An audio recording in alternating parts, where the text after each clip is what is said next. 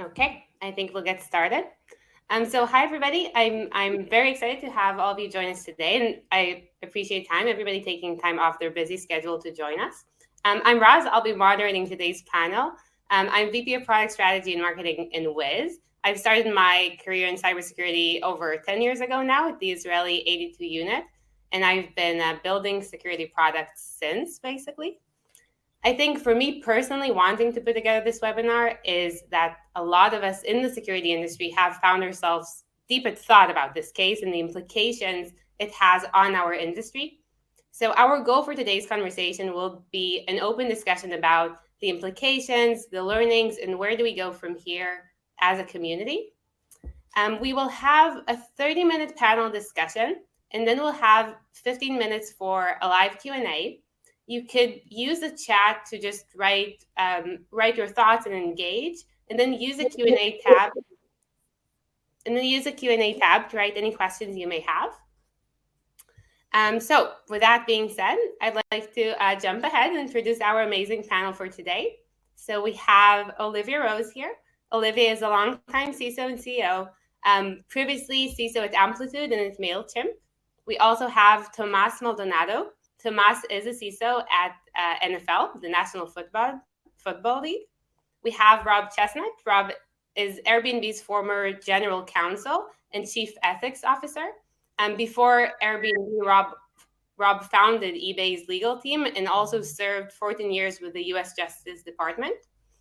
And last but not least, we have Steve Ward, managing director at Insight Partners today, where he sits on the boards of many cybersecurity companies. And also prior to that, Steve was CISO at the Home Depot and spent his career leading security organizations in both private and public sectors.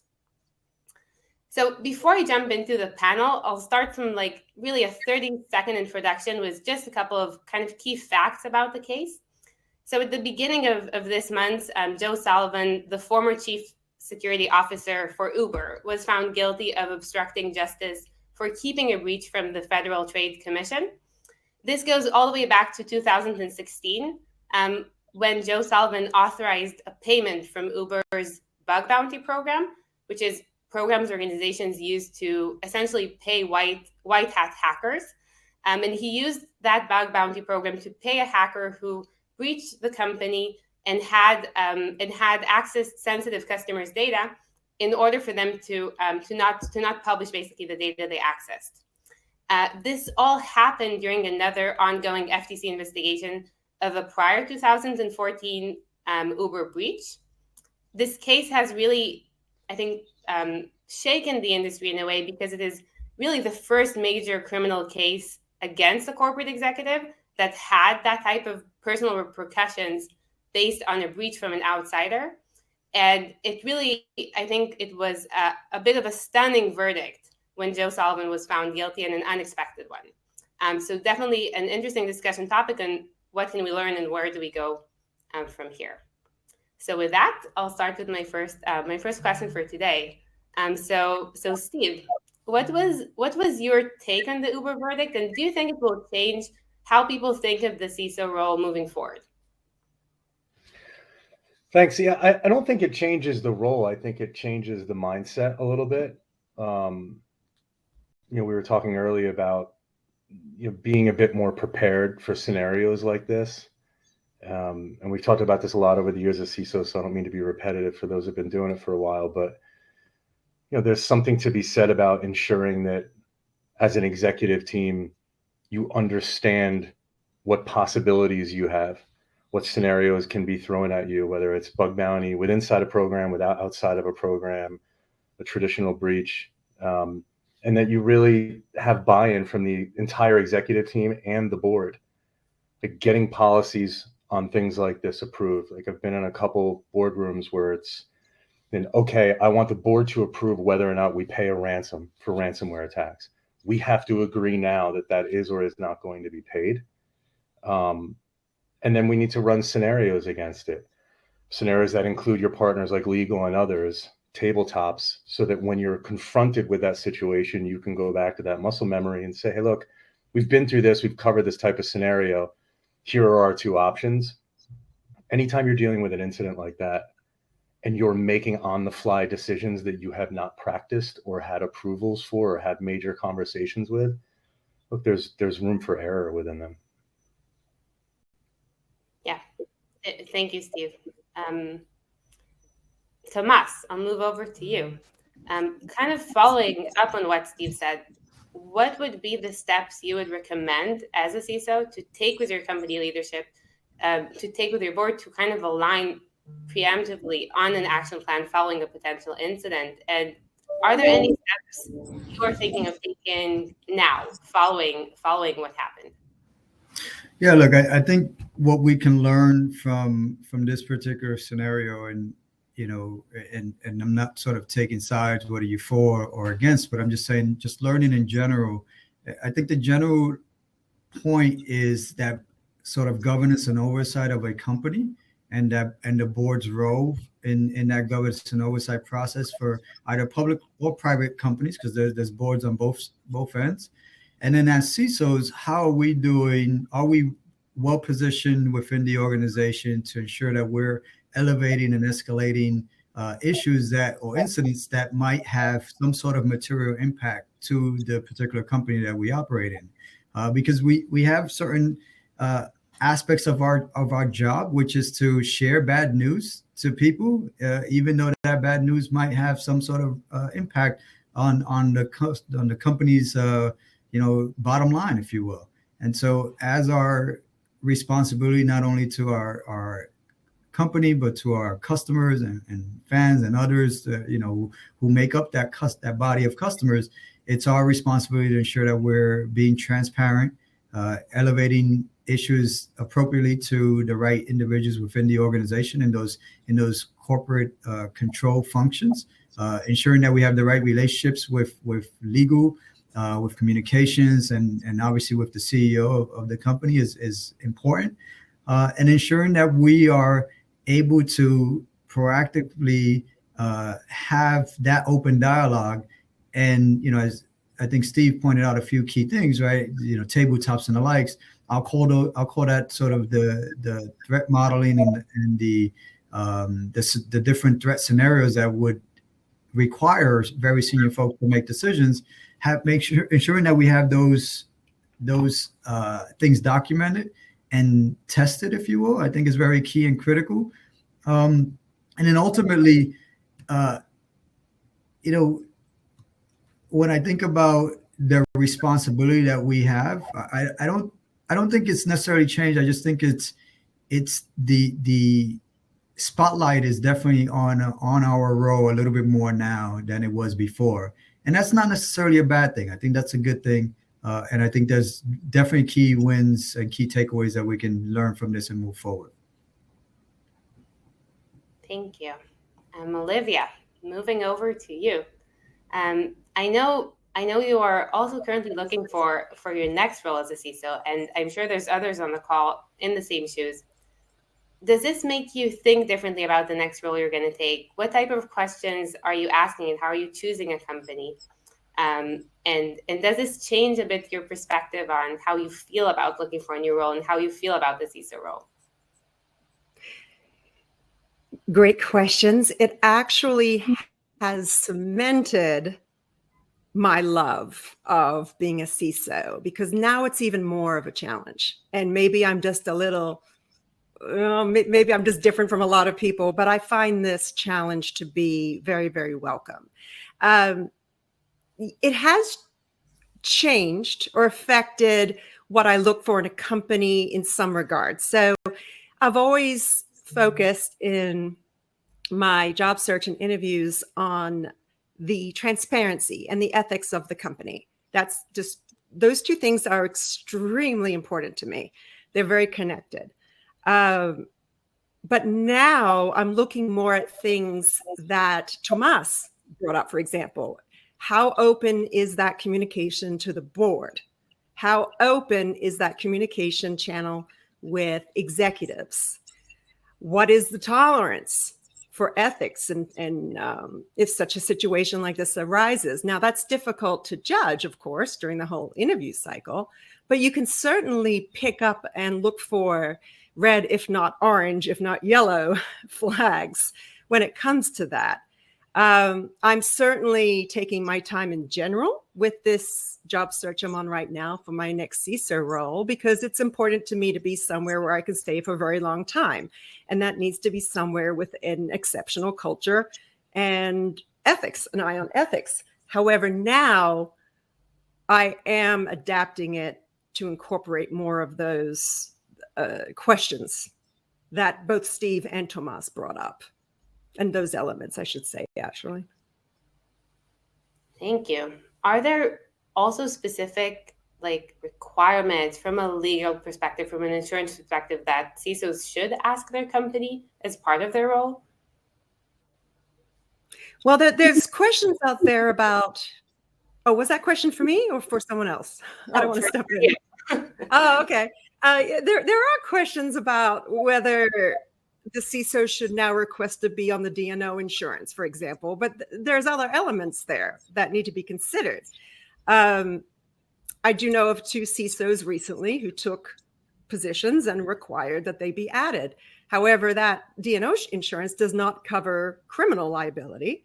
I know one CISO who just took a role who actually successfully negotiated the company paying for his own personal attorney.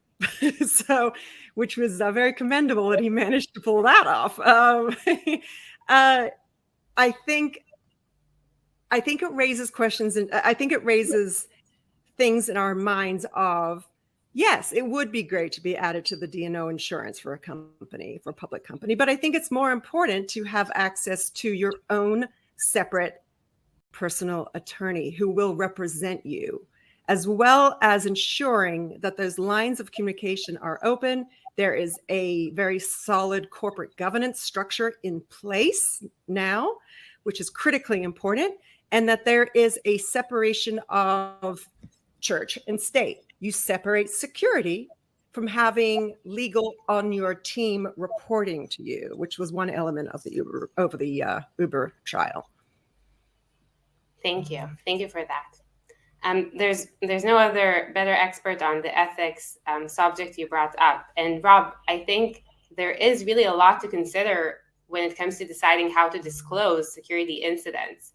How do you advise leaders to find the right balance between being transparent and honest with customers, but also, of course, working not to lose customers' trust and not to hurt their company's reputation?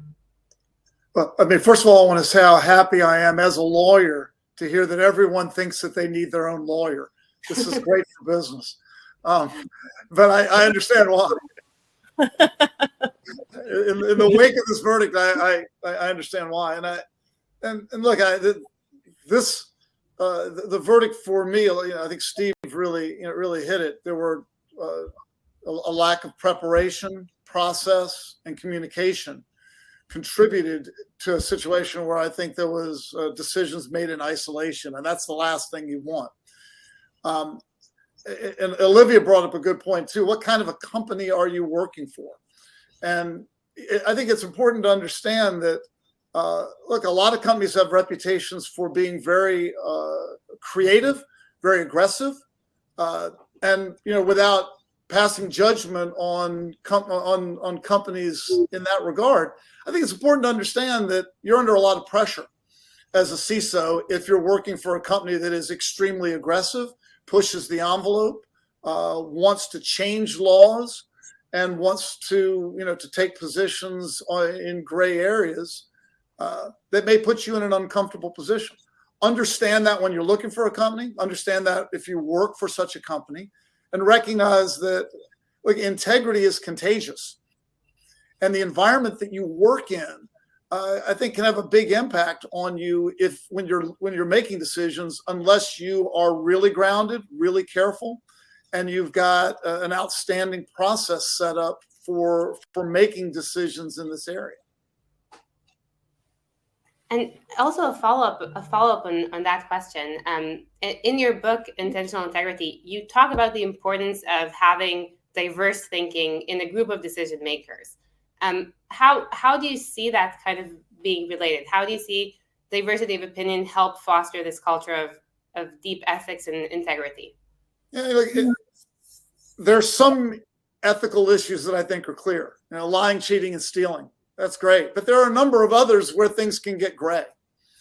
And when it's gray, we're all influenced by our background, our culture. We're also, can be very influenced by the people around us. If you want to make sure you're making the best decision on gray issues, I think you've got to make sure that you've got diverse thinking around you. In a particular case like this, I would have a great relationship with the general counsel. I mean, when I was general counsel at Airbnb, I had a monthly meeting on the calendar with the CISO. Didn't matter whether we had anything to talk about. We talked every month. We had a relationship, and we made sure that there were processes in place, and we talked about what we would do in certain scenarios. I also made sure we had outside counsel involved. You've got to have PR in the room. You've got a lot of different stakeholders in this sort of decision. And I would welcome that because I think having different perspectives on a problem can catch you.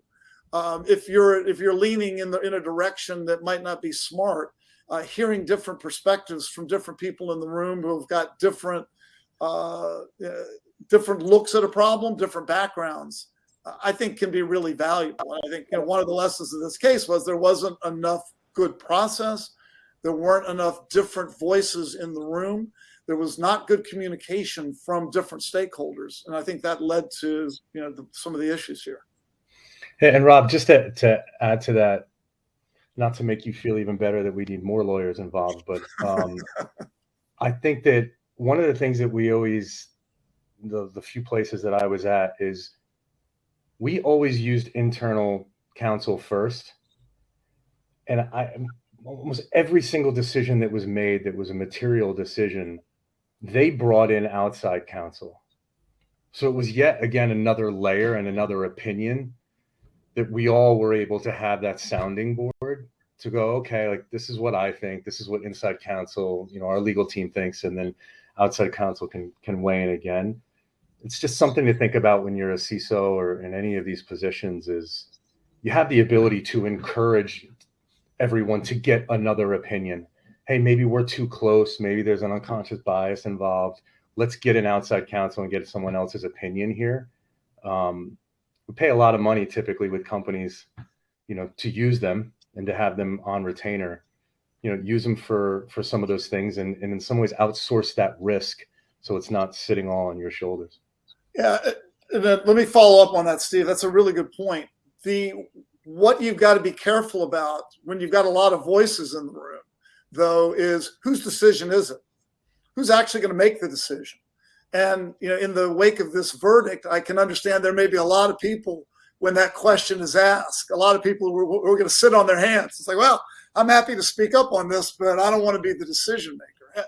I think it's a real leadership opportunity for general counsel or CISOs. I would raise my hand and I'd say, you know what, I'll take the decision here. However, I'm going to make sure I get a lot of good perspectives and I'm going to get alignment and we're going to document this entire thing before I end up making the final decision.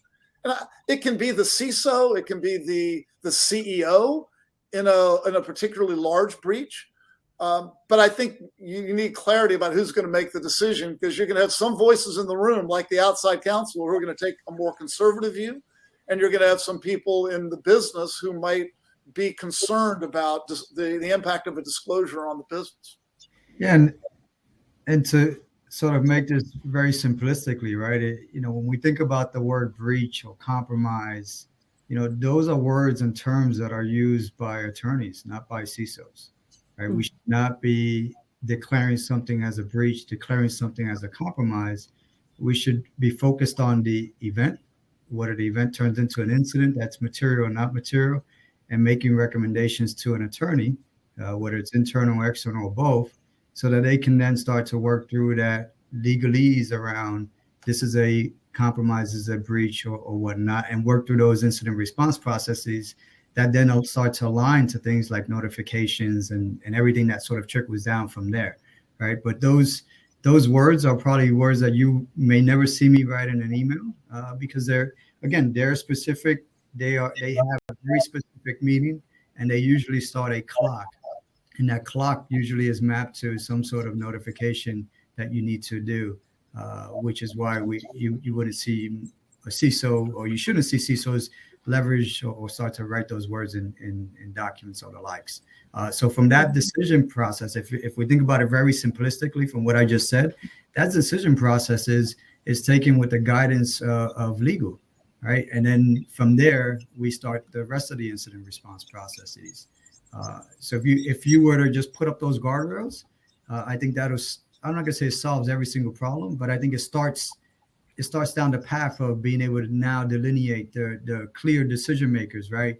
In the case of a ransomware, if you will, whether to pay the ransom or not, who are the decision makers to talk about that financial impact of paying the ransom or not, right? You've got different processes is what I'm getting at, and you've got different guardrails that can help you. And again, this case just highlights the need to having that documented and more clarity around that, and an understanding at that executive level within your organization. Yeah, I would like to add on to Tomas's comment there, because I was curious, Rob, about your statement that the general counsel or the CISO should make the decision.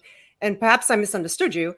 But to add on to what Tomas said, it is, in general, the role of the CISO is not to make the decision in general for introduction of risk to the company. It's our job to present it to the executives or whomever, decision makers, to accept that risk. And we explain why we think it should be accepted or not accepted, or so on.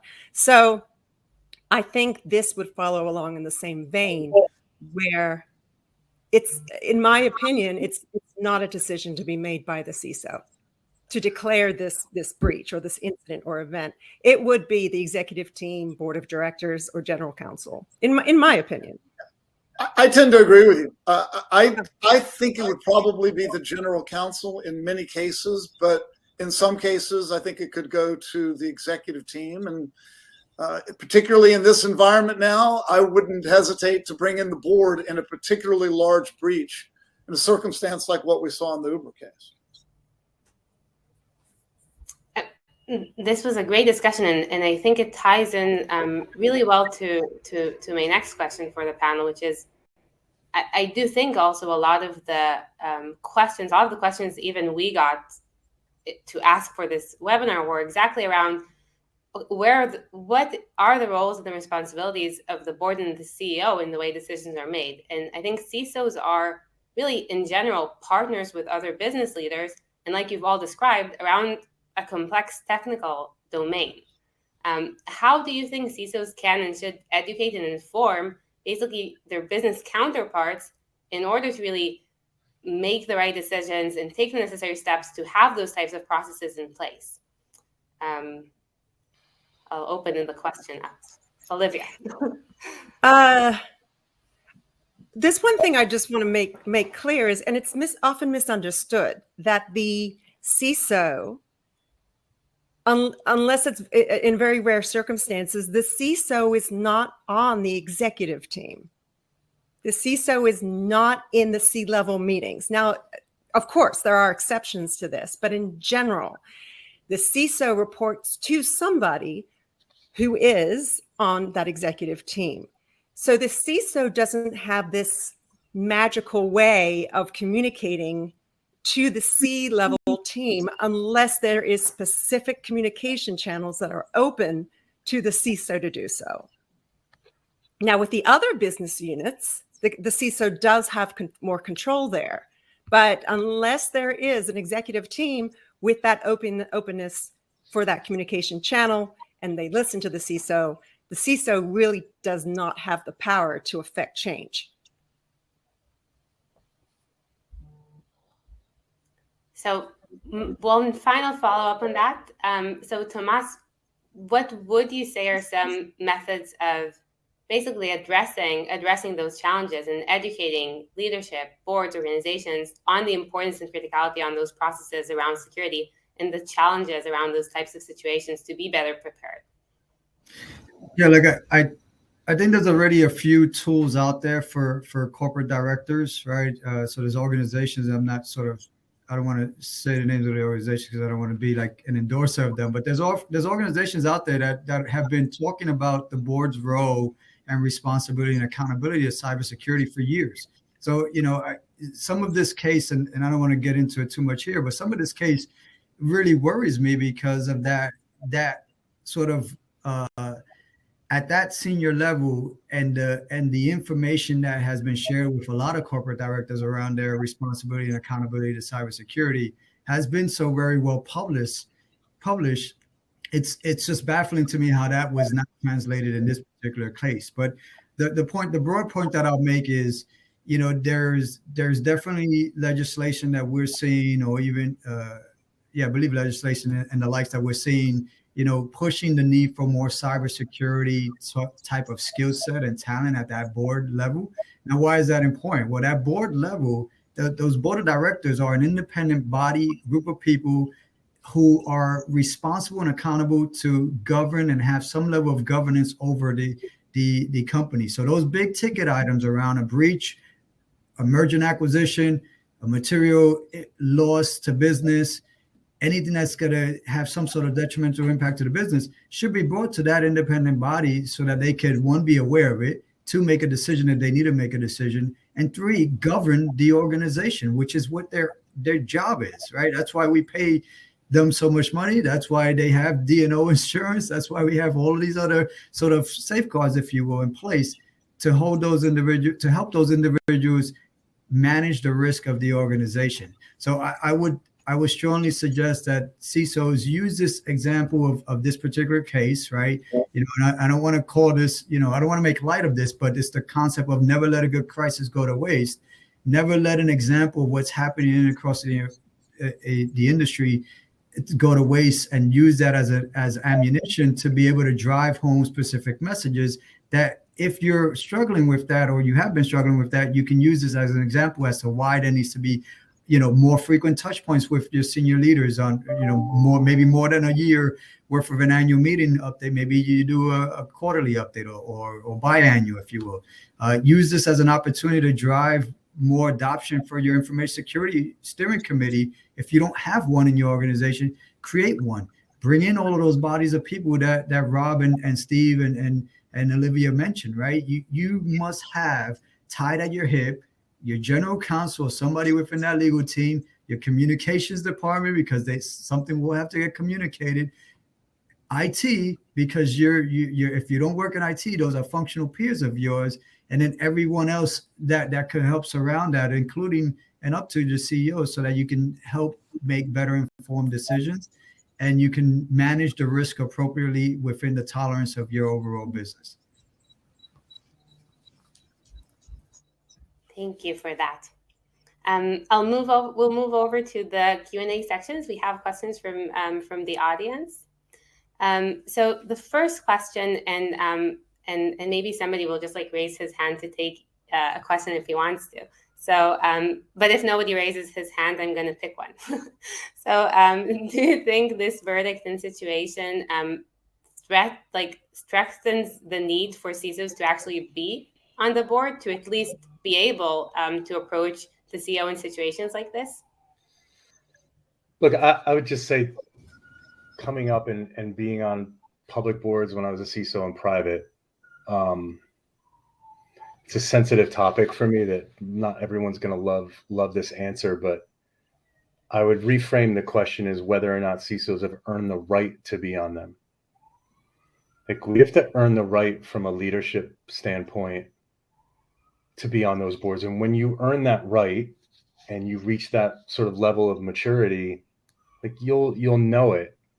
I think everyone thinks that just joining a board is going to help them, in some ways be more empathetic or just understand things. And that's true, but there's a process that you have to go through as far as a level of maturity. And that starts with building the relationships with your peers and with your own board and being a good board presenter.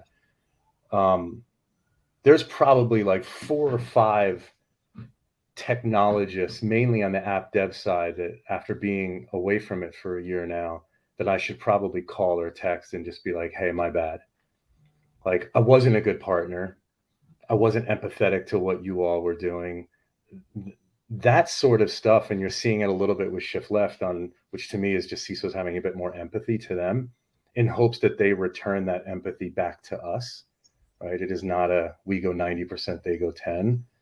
I would stay away from this thought of like, if I get on a board, I'm going to be better at my CISO job. There are elements to that, but I would look at it more of like, have you earned the right internally to build relationships with your board outside of the board meeting? It's too late if you get there and you think you're going to build one in a room filled with 15 people and 15 different egos.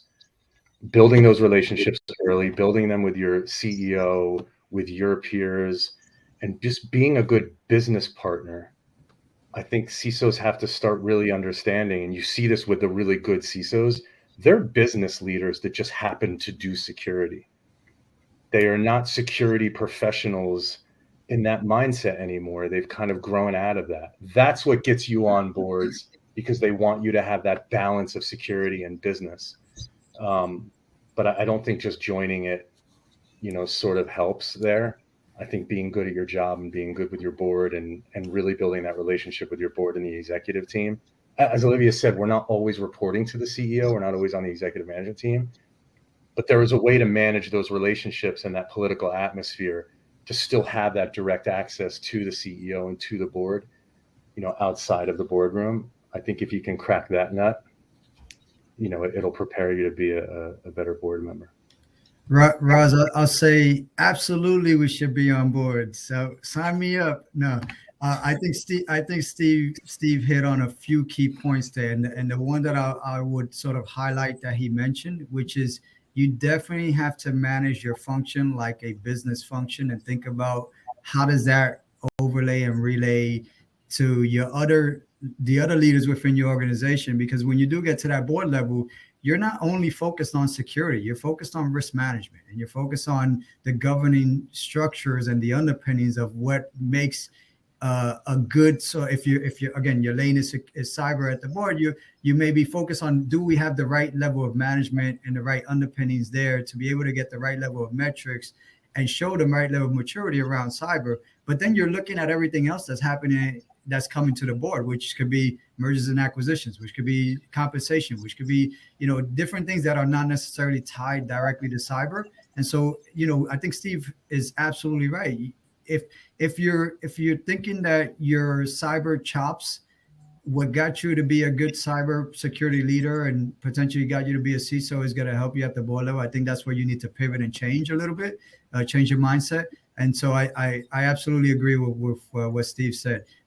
That being said, there is a certain level of skill set that I believe needs to be at that board level. And some boards might have it, right, by way of how they've progressed and kept up to date on information security, cybersecurity, technology, risk management, and everything underneath that sun there. But if you lack that particular skill set, then you need to try to find that, and who better to do it than CISOs that are doing that today. Just find a CISO that can speak more business and less widgets and ones and zeros, and you might have a good mixture there for your board. As a follow-up to Justin's update here, I mean, there are companies that just assign the title and do not back. Absolutely. You would be shocked, definitely surprised at the number of companies that have recently gone through an IPO who do not back their CISOs. Because you would think a public company would, and they don't. You would be very surprised, almost shocking. It's almost shocking. So if you are a CISO and you feel that way and you've tried all you can to get them to listen to you and get respect and at least attention paid to what you're trying to say and get across, because what you're doing is to benefit the company. It is not for yourself personally. Then if that's the case, you're not in a good situation with that company. And you may want to consider looking elsewhere. I should point out, Joe Sullivan was on the executive team at Uber, had direct access to the CEO. So I don't think being on the executive team or having direct access to the CEO solves all the problems. I do think having a relationship with the board is important, not being on the board. But I know at Airbnb, it was a normal practice. The CISO actually came to board meetings and did a report every quarter. And so the board was informed about our security posture and knew who the CISO was and heard directly from the CISO and could ask questions. I think that's really important. Thank you all for that. Our next question is, can you talk about, as a CISO, the importance of making sure that you have members on your team, on your own team, that are able to disagree, to say no? I don't think security is ever short of opinions. I was going to say the same thing. Yeah. Yeah, no, I agree. If my team is not debating and questioning and sort of challenging the norm, then I'm not doing a good job as a leader to lead them in the right direction. And vice versa. If you have a CISO whose team you're on, who thinks that they're correct all the time and does not take the team's feedback into consideration in their decisions, that's not a good place to be either. That CISO needs to understand that CISO has not figured out the silver bullet, trust me, to protecting ourselves against nation states. Let's put it that Olivia, way. I totally agree. I would reverse the question is, how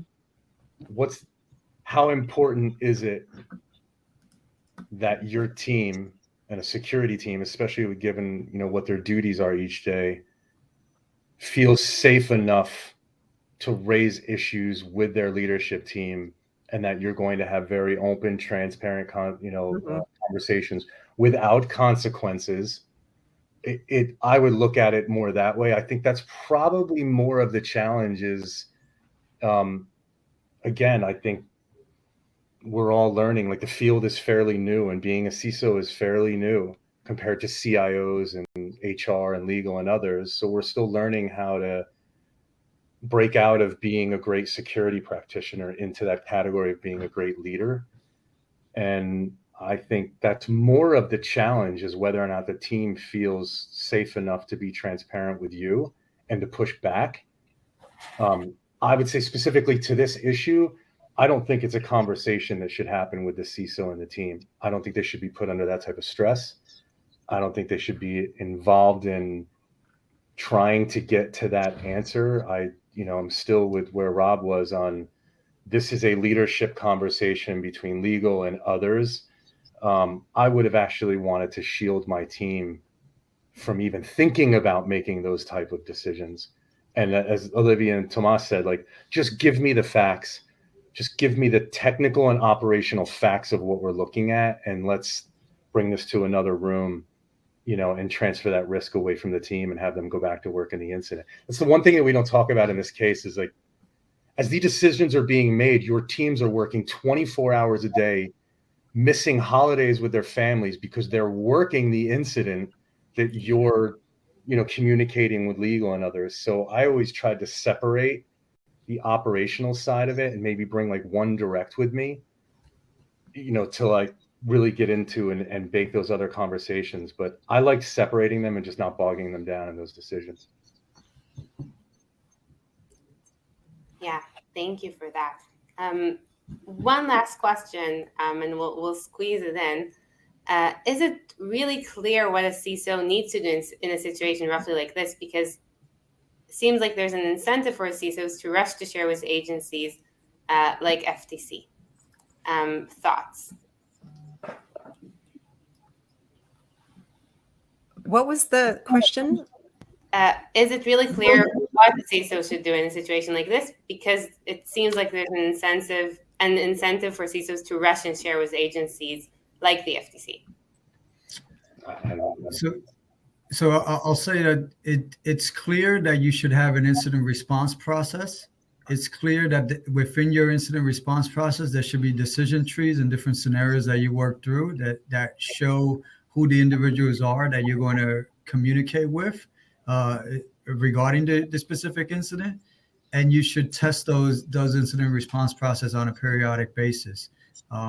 If you don't have, external counsel on retainer, actually, I'll go even simplistically. You should have cyber insurance, and if you have cyber insurance, then you're probably gonna have, the constructs there to help you with having an external coach, external incident response vendor on retainer, external coach being an external attorney or legal counsel to help you, and then you can start to practice and document, practice these things, and that should help you or give you the underpinnings. It's not going to help you change the organization or the governance structure of the organization, but it'll give you the tools to be able to communicate to the right people and ensure that you're communicating to the right people. And you might put those right people in a very uncomfortable situation, but that's your job. That's why they hired you as a CISO, to raise the issues, present the facts, present different opinions, and try to get to a consensus and to a decision. And that might be an uncomfortable situation for you, but that comes with the job.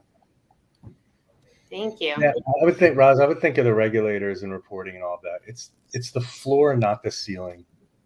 Like when we sort of in some ways are too hard on them, and I have been in my career too. Like it's the minimum necessary that you have to do, and not the maximum. Typically, what we're building and how we're responding is more than what the regulators require. So no, I don't think we're forced to communicate to them too early. I think it's a difference between letting a regulator know that you have an issue and just leaving it at that. I think we go all or nothing, where we have to tell them everything that's happened and what the root cause is and all the data that we've lost. It's not actually how it works. Like there's a clock that starts, and at some point, especially in the financial world, if you're highly regulated, like you have to call the FRB and the OCC and let them know that you're dealing with a breach.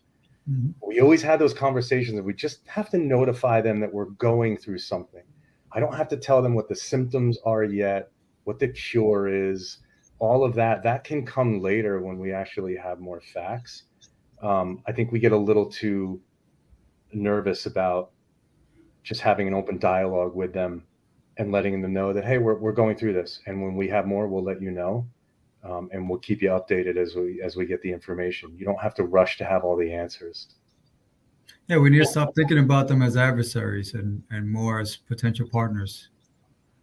Thank you so much. And we are exactly at time. And I think those were really great practical advice in closing words. I want to thank everybody for their time, and especially our panel here. Thank you for taking the time, sharing your knowledge and your expertise on a topic that is also in some ways hard to discuss as a CISO. So we really appreciate your sharing your expertise with us. Thank you, everybody. Thank you. Bye. Bye.